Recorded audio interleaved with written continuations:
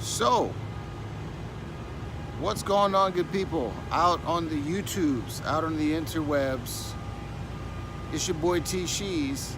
And listen, this is my first live video on YouTube. And just a quick explanation, I normally do a live video on my Facebook page, something I call a Toddcast. This is the first Toddcast that I'm doing on the YouTubes. And here's the main thing. The main thing is that a lot of you who subscribed to my YouTube channel did so because for many years I was doing guitar tutorials. That's kind of slowed down. I like doing guitar tutorials, but I just decided to start doing things a little more substantive. Debated about whether I should start a new channel, but you know what? This is as good as any. So, this is what I'm doing. I'm doing my Toddcast, doing my videos now on my YouTube channel. I'm just trying to get a good angle here. On my YouTube channel, and so hopefully, if you came for the guitar tutorials, hopefully you stay for the substance. So, this one's going to be really quick. I just want to see how this goes. But you saw the title of the Toddcast, which is How to Stop Your Kids from Joining a Cult. It's kind of a, you say, how are you going to talk about that in just a few minutes? Well, let me give you a backstory. So, just this weekend, my wife and I here in Omaha, we went to something called the Street of Dreams. Street of Dreams is awesome. We always go. It's, you get to go see these beautiful houses and, these dream homes, hence the term Street of Dreams.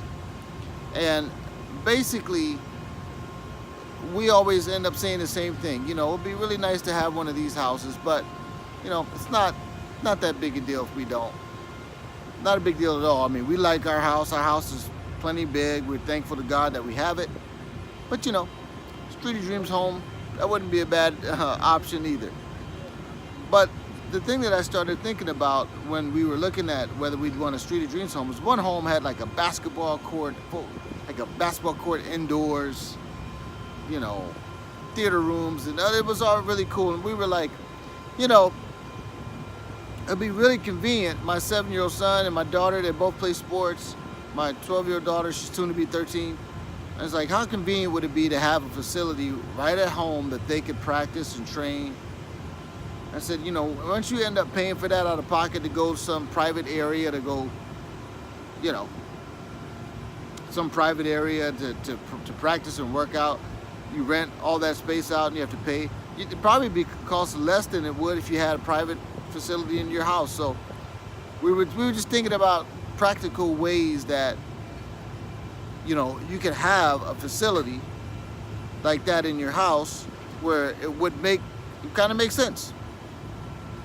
And we were thinking about all the advantages our kids would have if we had these different areas in our home that we could let them take advantage of. But then I started to think, I said, I feel like God just kind of put in my heart that what's most important is not that you provide them a physical home to live in, but that you provide them a house that's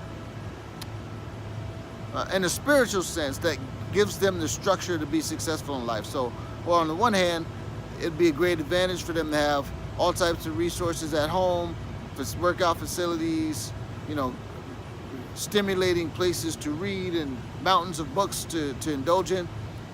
What's most important is that we give them the structure and we build them the kind of home that lets them be successful from a standpoint of the values and the principles that we believe in, modeling the appropriate behavior, giving them a concept and the idea, shaping their minds to be able to understand the difference between truth and error. And so that made me feel good. It made me feel better because in a lot of ways, me and my wife are already doing those things, and doing those things do not require a great deal of wealth like, the $1 million houses might require. But as we got to thinking about that, and as I was thinking about that, I ended up coming across a was it? I don't know. It was a Megyn Kelly. Megyn Kelly hosted it. It was one of those like exposés on either NBC or ABC. I can't remember the exact network, but anyway, it was about this one actress. I forget her name. I apologize. I'm not good with names. But she had a daughter. She was like, she starred in that hit TV show Dynasty, and she was famous, and had even royal lineage in her blood, and she ended up being on all of these shows, and then she had a daughter that grew up and basically became a part of this cult.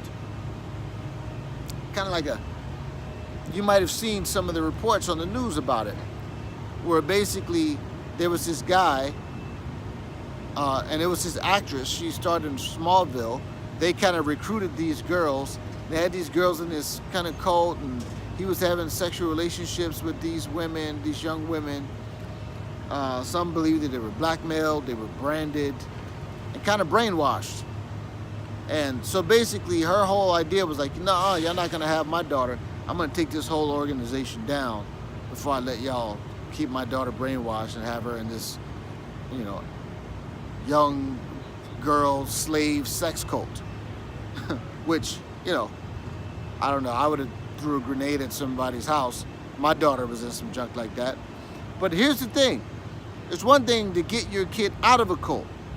But here's the more important question. How do you keep your kid from getting into a cult in the first place?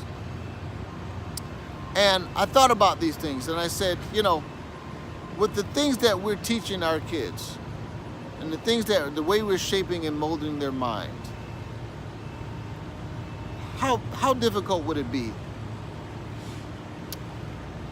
for them to be caught up into something like that, for them to be taken over and have this ideology just simply consume them, where they became so deceived and so unaware of themselves and their circumstances that they let somebody abuse them and take advantage of them. And like, is that hard to stay out of that sort of thing? Well, I think that while I don't want to make it seem like every decision that a kid makes comes back to how you parent them, because kids are their own people, and so you can't say, well, if you would have done this, then they wouldn't have done that. That's not necessarily true. However, you have to be able to insulate your children by giving them sound principles, that help them avoid these sort of pitfalls. So, as an example, you've heard the concept that, you may have heard this phrase, that nature abhors a vacuum, or the universe abhors a vacuum. What does that mean? That means basically, if there's if there's an empty spot, nature wants to fill it, right? So a vacuum is not really a thing, and that's what a vacuum is basically a space where literally nothing is there, no air, no anything. So anytime there's an empty spot, there's something going to come along and fill it. And you may have heard even a similar concept where, idle hands is the devil's playground. You've heard that phrase. Well, all of these things are echoing a similar concept, which is to say, if you don't give your kids something of substance, or if you don't give people something of substance in their life, then anything can come along and fill it. And I think the thing, you wonder what's so appealing about cults. And from the outside, there's nothing appealing about cults for most of us who would never join one. But there are elements about cults that are obviously alluring, else no one would ever join a cult. The sense of commitment, the sense of being a part of something that's bigger than you, the sense of being a part of an exclusive group. All these things have an appeal, they have a draw, they have kind of a magnetic appeal to people. And when you are missing those things, and those things, once again, that's the proverbial vacuum, then sometimes even a really, really, really messed up situation, people with really bad ideology and bad ideas can fill that gap of that missing thing that you have in your life. And now all of a sudden, you're adopting ideas and you're participating in things that are abhorrent and things that you would never typically participate in. So here's the thing. If nature abhors a vacuum and idle hands are the devil's playground, the bottom line is this: when dealing with these transcendental ideas and concepts that we endure in life, like what is my purpose? How can I be a part of something bigger than me? What is truth? If you don't give your children something concrete that addresses those things, then they are not insulated from these sorts of being sucked into these sort of worldviews that are aberrant and full of error. Now, we think about cults and things like that and how that's terrible, but what we don't really think about much is things that are obviously ideologically problematic, but not necessarily a cult. And I've seen scenarios where people have adopted worldviews, people from solid Christian homes, where their mom and dad are evangelists or preachers and pastors, and these kids, they end up adopting certain ideas that are anathema, that are to the scriptures. It's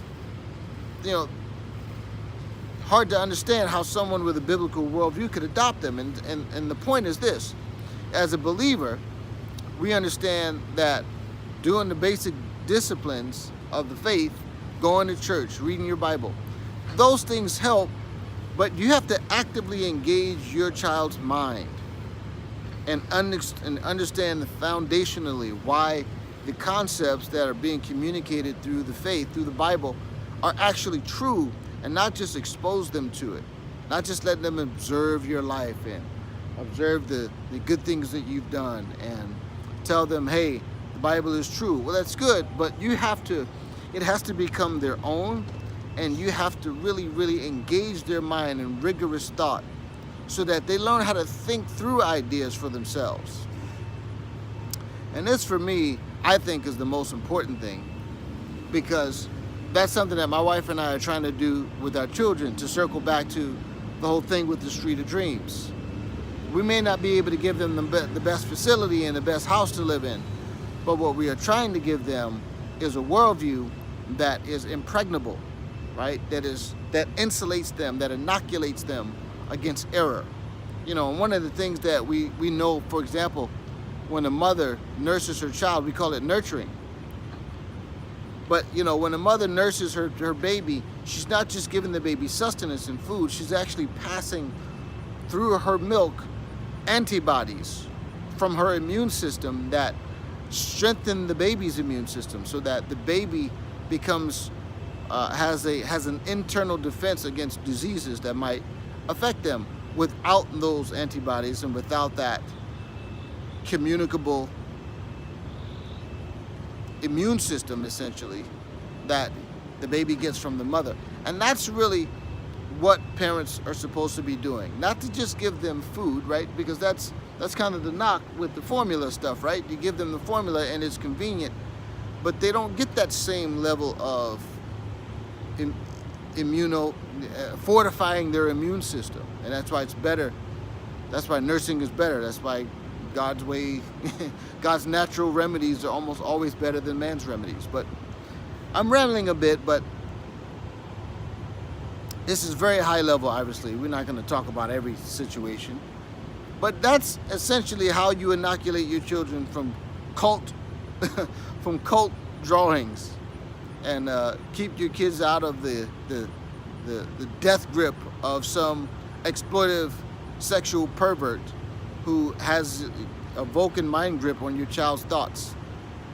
And we got little kids now, so it's not really a big deal, but I pray to God that we can continue to keep them inoculated from all types of aberrant ideas, whether it's Marxism, all sorts of, and a lot of the things that we see in our culture today that are not necessarily cult-like, but they're definitely destructive. And so just to inoculate them from false ideas and ideologies in general. Let me know what you think. Once again, thank you for my YouTube subscribers. For those of you who might see this on Facebook, subscribe to the channel. If you go to my channel, subscribe, you'll be able to watch me on Facebook, and excuse me, not only on Facebook but also on YouTube, and then you'll get alerts whenever I go live and do a new Toddcast. Till next time, my friends, God bless you, and hope you have a good day.